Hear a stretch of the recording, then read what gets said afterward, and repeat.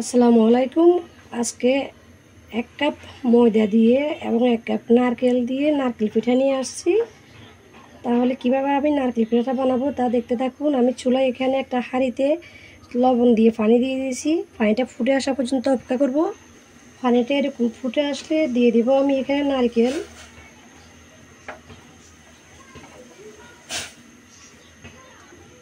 দিয়ে দিচ্ছি চিনি,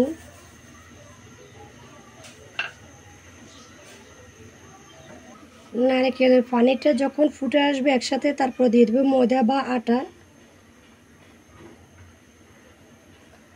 হয়ে গেছে, ডোটা রেডি করা এরকম শক্ত হবে, যেভাবে আমরা রুটির গায়ে ধরি এভাবে। এবার নামিয়ে নিচ্ছি চুলা থেকে। এবার পিঠার ডোটাকে আমি ভালো করে মথে নিব।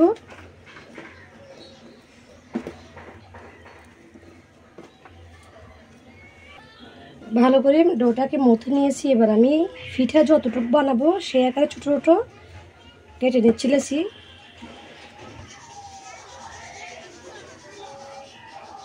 সবগুলো লেচি কাটা হয়ে গেছে। এবার আমি এরকম একটা গ্রেটার নিব, তারপর এখানের মধ্যে একটু তেল দিয়ে দিব। আর লেচিগুলো কীভাবে হালকা করে ভালো করে চেপে এভাবে লম্বা করে এখানে দিব, চেপে চেপে দেবো ভালো করে।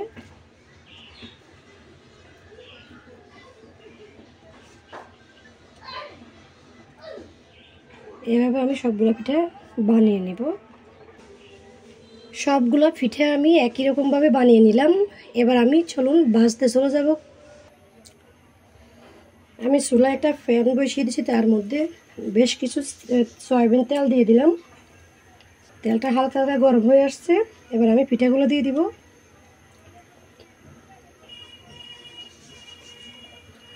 দেখুন পিঠাটা যখন এক পিঠ হয়ে আসবে হালকা, তখন এভাবে উল্টিয়ে দিতে হবে।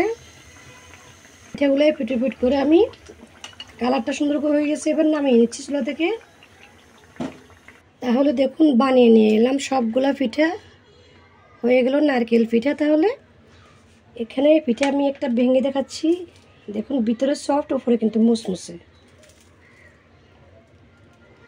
খেতে কিন্তু খুব ভালো লাগে, নারকেলের যে ফ্লেভারটা আছে খুব ভালো লাগে। এটা অবশ্যই বানিয়ে নেবেন। 1 কাপ ময়দা দিয়ে 1 কাপ নারকেল দিয়ে বানিয়ে নেবেন নারকেল পিঠা। তো আজকের রেসিপিটা কেমন লাগলো আপনাদের কাছে? ভালো লাগলে আমার চ্যানেলটাকে সাবস্ক্রাইব করে এই সহজ সহজ রেসিপিগুলো পাওয়ার জন্য আমার পাশে থাকবেন। আজকের রেসিপিটা এখানে শেষ করে বিদায় নিচ্ছি। সবাই ভালো থাকবেন। আল্লাহ হাফেজ।